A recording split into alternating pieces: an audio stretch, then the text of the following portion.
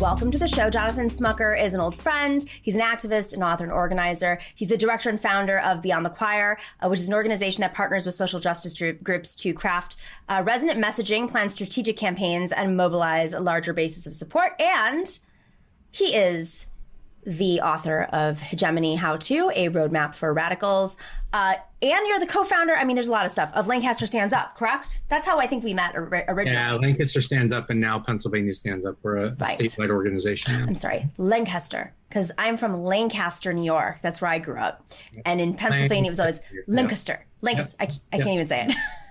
So, Jonathan, we're the opening of the show. We talked about how this is sort of the moment where we start. We have to focus on our ideas because Biden hasn't really filled in the details of all these plans he's attached himself to, and we have an opportunity, hopefully, if he wins, if there are no shenanigans, which there will be, of course, to help him fill in those details and pressure him to do so, which historically, he has been malleable because he doesn't really stand for anything. It's not like he has this strict principle. So you've written a book specifically geared towards this. I mean, what do you think our steps right now from now until Election Day should be as a progressive movement?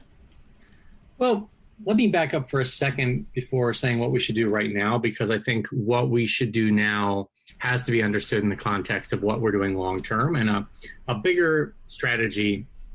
Because where we're at right now and what I think we have to do right now isn't the most fun part or the part that we like the most or the most moralizing part of the work. I mean, but we're in the midst of a long time period where there is a, insurrection in relationship or an insurgency in relationship to both political parties, right? Political authority is not seen as legitimate by a majority of Americans at this point. And so that insurgency started, Republican Party really got a head start on that about, around 2009 with the Tea Party. Yeah. And then resulted in the Trump campaign.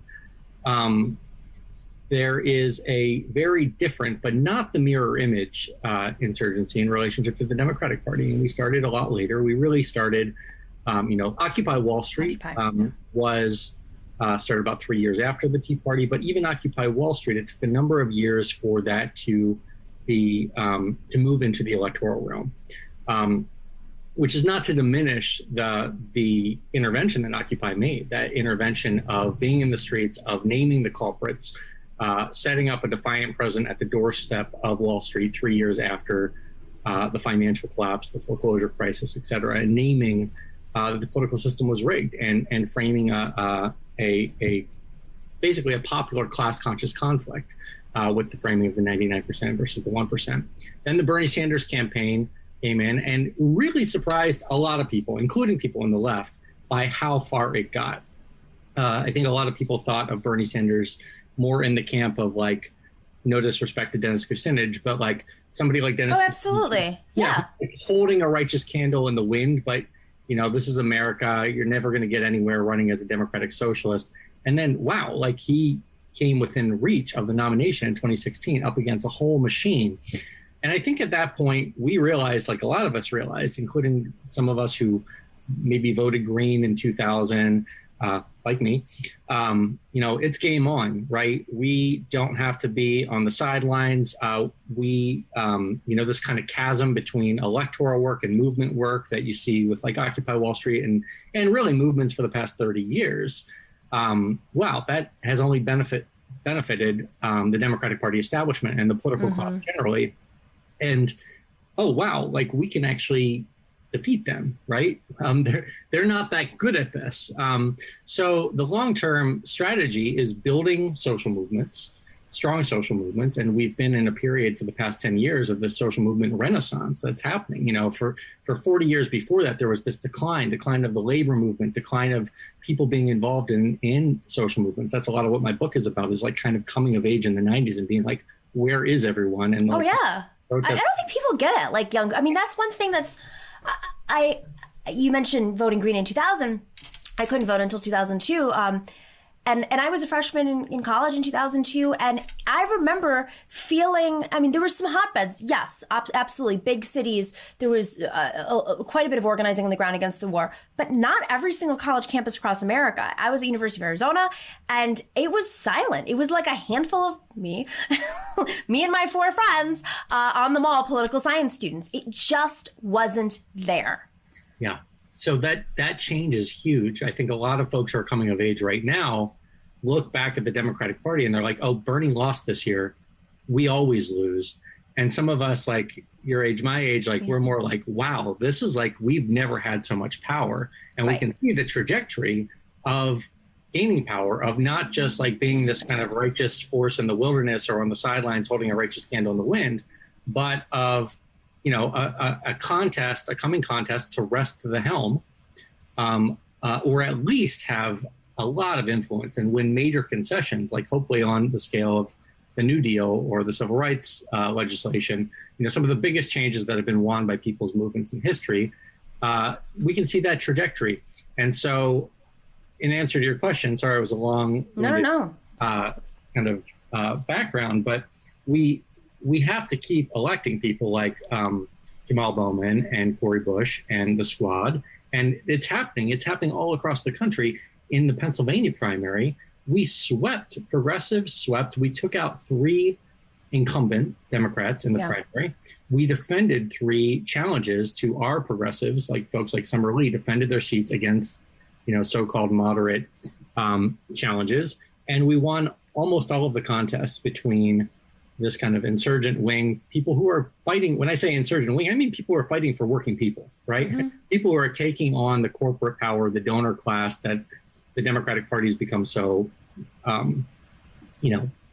oriented toward over the past few decades. And so those candidates swept. And some of them, we're going to pick up seats, most likely, knock on wood, you never know until it happens. So that is our trajectory, is building the stronger social movements and building, electing candidates who are actually standing up and fighting for us. But in the meantime, it is really important that we, I would say, confiscate elected offices from fascists. And I use that word fascist like, a lot of critique has been made. Is Trump a fascist? Is he just a wannabe aspiring fascist? Well, let's not wait to call someone a fascist until they've consolidated the whole political system. You mean we shouldn't debate semantics while free speech is at risk and people are being rounded up and put in cages? I mean, I'm happy to debate semantics. It's like, come on, let's not. What's the expression? The forest for the trees. But we have to beat Trump. And it doesn't mean we have to love Biden, but we have to beat Trump.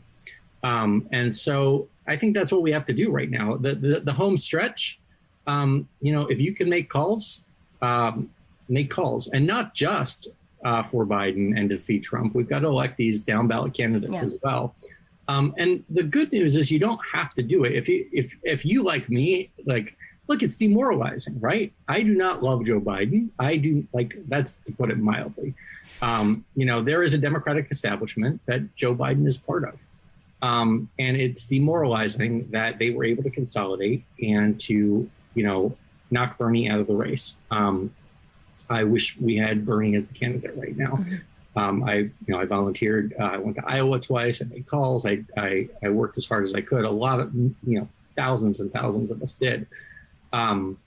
But fortunately, there's people's organizations that folks can volunteer for that are not just working to defeat Trump. They're also working to elect these champions down ballot, organizations like People's Action and many others, right? And so that's we can volunteer for those organizations. And the great thing is those organizations are building power not just to defeat Trump, but gearing up to push a Biden administration from day one to pass things like a Green New Deal and, eventually, hopefully on their terms, not on. Yeah. So this is, we talk about power on the left a lot. And I'm really happy that folks are starting to understand or learn about power and how to use power. And that is something that hopefully you learn through experience and being beaten up a lot, like I think people our age have. and it would be wonderful to impart that wisdom on the younger folks who will be saving us. But let's talk a little bit about like specifics. So there's electoral power, taking over electorally. There's movement power, targeting protests and showing up on the streets and being very thoughtful about, whether it's a massive protest, obviously that's sometimes a little bit more organic, or more targeted, like sitting outside of Lindsey Graham's office and getting him on the record saying something stupid and that kind of stuff. What other types of power? I mean, how can we move our power in the right directions and use it powerfully?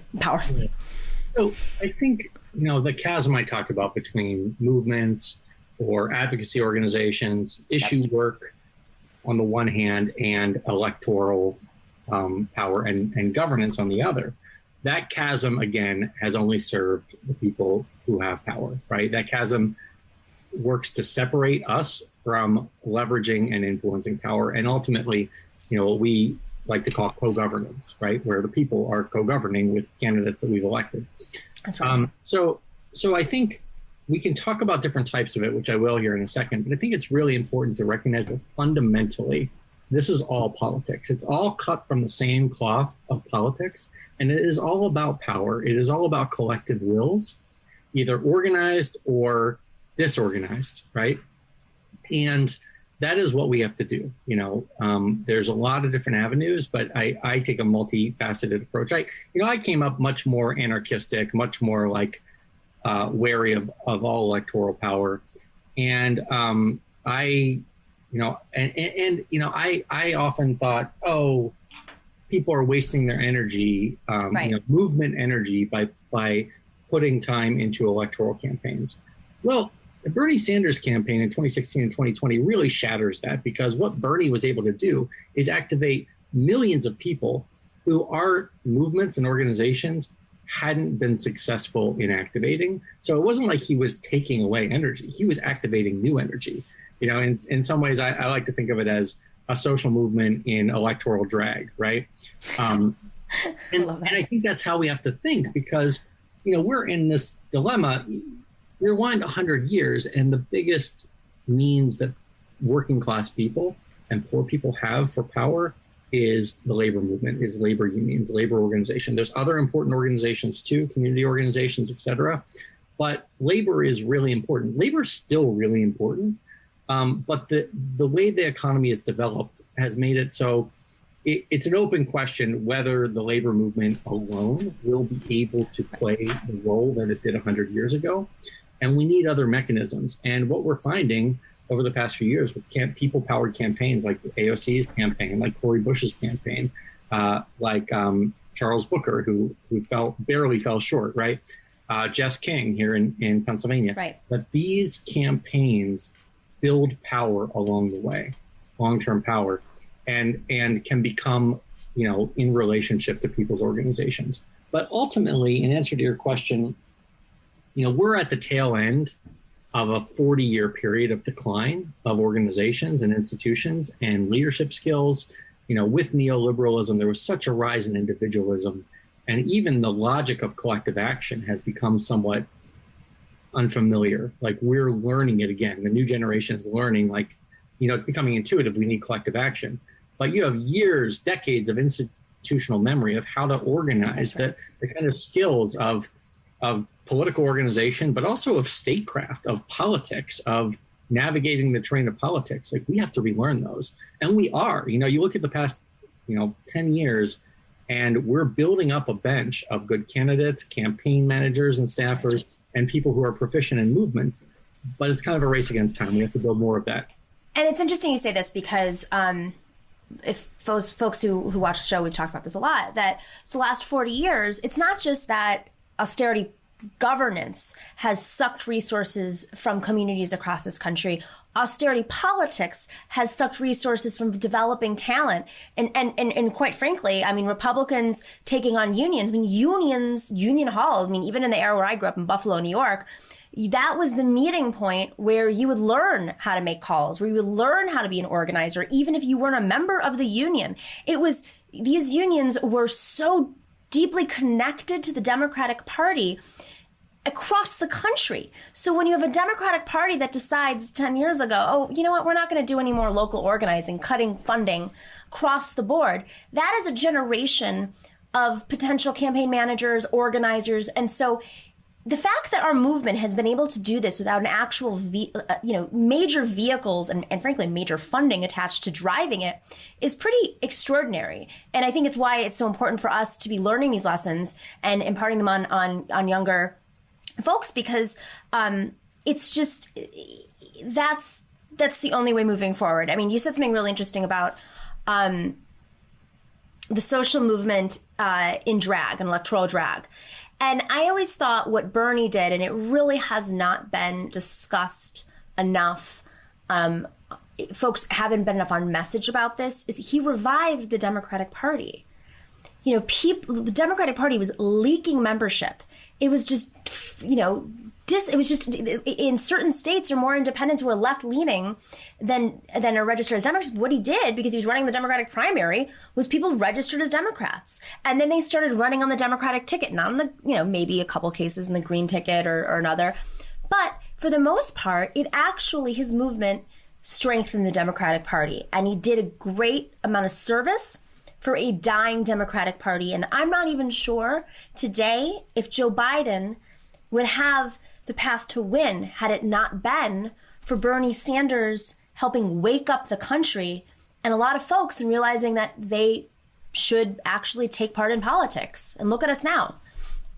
Yeah, you make some really, really good points there that I want to pick up on. The one is that the Democratic Party, under its current leadership, has been bleeding out working class voters for decades. And when I say working class voters, that's not a euphemism for white voters. They've been bleeding out working class voters, white, black, brown, rural, urban, for decades. Now, not all of those are switching over. Most of them are just staying home, right? The 2016 election, that was the actual story. Absolutely. And it was for long before then. And you had a kind of break in that with Barack Obama. Obama, as a candidate before he got into office, actually ran as an insurgent and attracted a lot of those folks again, right?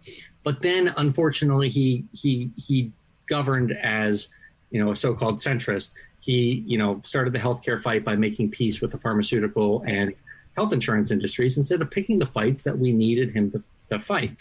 But every candidate, one of the reasons I'm so afraid about this election is that every candidate who was not the insurgent candidate for the past 20 years that the Democrats have nominated has lost. Yeah. The Electoral College, at least, even if they won the popular vote. Al Gore, John Kerry, and Hillary Clinton. And I think Obama actually breaks that story as a candidate. And we need to remember that Obama, the candidate, was very, very different than Obama, the governor. And so they've been bleeding out these voters. And what they've been doing is, this is at a time when the political leadership of the country, there's become a class chasm in the country. Basically, you've got the 0.1% problem, you've got the 1% problem, but you have also the kind of 10% problem. Richard Reeves has written about this in his book, Dream Hoarders, where the top 10% of the country is really more and more, there's a chasm between them and the bottom 80 to 90% of the population. And political power, the political class, is concentrated roughly within that top 10%. Mm-hmm. And it's not just the Republican and the Democratic Party leadership, it's also a lot of our organizations, even union leadership. Basically, the political leadership of the country has become out of touch with the experience of everyday working class people. And it shows, right? And so the people in it, a lot of my lefty friends are like, it's all a conspiracy, right? Like, these interests are conspiring and they're paying. And that is absolutely happening, right? Like, where, people are footing a campaign bill and getting the votes. But of course, yeah. I think even more so, it's dispositional. It's people coming up in the political class who are just oriented toward rich donors. They're oriented toward people like themselves, and they don't understand the struggles of everyday working people, what people are going through, and that the ground has changed under their feet. This is not the 1980s. Reagan is not popular anymore in terms of like what he stands for. So I think. And if I just to that point, for in the late 70s, early 80s, when the New Democrats, the DLC, this moderate class of Democrats started to take power, the Clintonian class of Democrats, their excuse was, which was partly true, but like it didn't mean that you annihilated the unions as a result, that they didn't have enough money to compete with Republicans. Well, even to this day, in the Democratic Party itself, the teachers union is the largest donor to the Democratic Party. So it just never made sense to me that they were like, well, we need to go to the lobbyists because we got to buy those ads to compete with, the Reagan Republicans. Yeah, it doesn't make any sense. And part of that orientation toward the donor class and toward winning over this kind of elusive swing voter, instead of looking at the much larger block of people, majority of Americans are staying home on election day, right? These are working people, they've been bleeding out. And so the things that you raised, they all link together. We actually need to rebuild the Democratic Party along the lines that you said that Bernie is kind of a spearhead of, that actually engages working people, goes to the door, and teaches young people political skills along the way, because those happen in unions. They happen in organizations. Without organization or a campaign, it's very hard for individuals to gain those skills, and for kind of generic activism to turn into the ability to have some skills related to politics and feel a sense of agency. Like, oh, when I join together with others, we can actually outmaneuver and out-organize forces that are even more powerful than us, because people power actually is something. Money doesn't always win. It's actually no force in elections against determined people power. So I think that's a really important point that you hit on with Bernie Sanders. And that's why in this moment, I think it's so important to join organizations that are building power beyond just this campaign. And I'm advocating for people to do that instead of joining the Biden campaign. So organizations like People's Action. So our site that we launched a couple of weeks ago, nothimus.org, if you click there and you go to the Let's Get to Work section, you can sign up for phone banks, or text banks or Facebook messages with People's Action, with Vote Trump Out, which is a project of Roots Action, or with other organizations that are building people power, that are on the insurgent side of this fight within the Democratic Party. And you can get involved in that way. And I don't think we should just leave it to other people to win this, because part of our critique of the Democratic Party is they just, we can't count on them. We couldn't count on them to win it in 2016. We can't count on them to win it now. We really have to do our part. And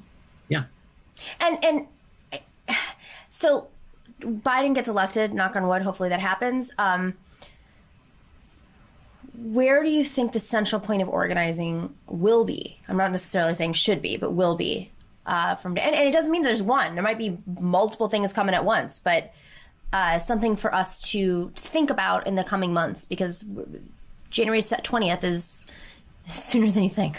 Yeah. So a couple things. I think, one, we shouldn't count on them to do anything without pressure from working people, from movements and organizations of working people. There are some signs that like Chuck Schumer has surprised me lately, right? He's calling for things like an executive order. He's scurred. For debt relief, right? Or for student debt forgiveness. Whether it goes as far as Bernie, but there's some indication that some people in power actually are starting to understand that if the Democratic Party doesn't deliver for working people in a big way, that the next wave could be worse, right? There's a whole wave of young Republicans, college age people who have now they understand the authoritarian playbook. And some of them could emerge to be more competent authoritarians than Trump. And the only way to stop that, we're not going to stop that by returning to, the neoliberal status quo. We won't. Yeah. We'll lose again soon. We have to start delivering for working people. And so there's some indications that Biden himself might get that on some level, that Schumer might get that some of these politicians, even if, I'm not saying they're our friends, I'm just saying they are political animals who understand they want to be in power. And some of them are starting to see the writing on the wall, but we can't count on that ever. The only thing we can count on is that they will respond to pressure. And so it's our responsibility to build that pressure. I think the Sunrise Movement is an exemplary organization that's organizing thousands and thousands of young people to change the common sense about climate change and a Green New Deal, and to apply pressure and to have power to wield, because they've been actually electing people. Like, they were instrumental in electing Ed Markey, re-electing Ed Markey against a centrist corporate challenger of Joe Kennedy. Who's also headlining an event for Biden, because perfect person to headline an event for Biden.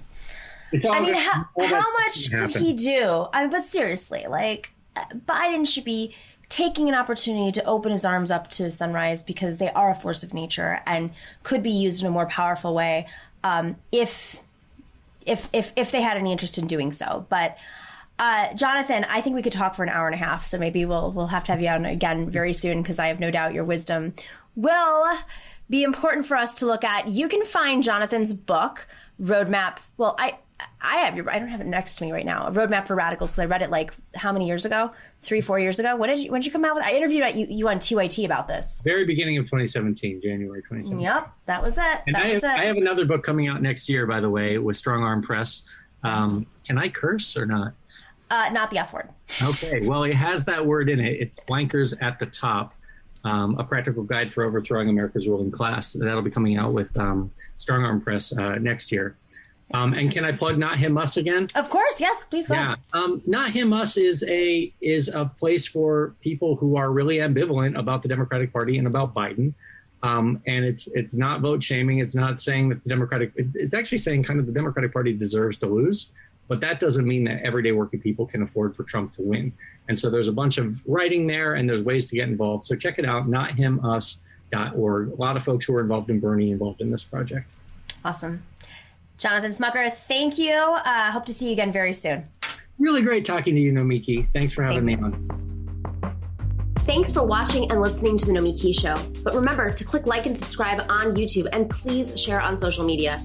If you're not already a patron, please join us for as low as $5 a month on patreon.com/The Nomiki Show for early and special content. That investment makes a huge difference. We are not corporate media raking in the dough. It's really you guys that are keeping us going. So please consider being a patron. And to our current patrons, thank you so much. We are incredibly grateful to you. We also now have swag. So check us out on thenomikishow.com to get your mugs, your totes, and your stickers.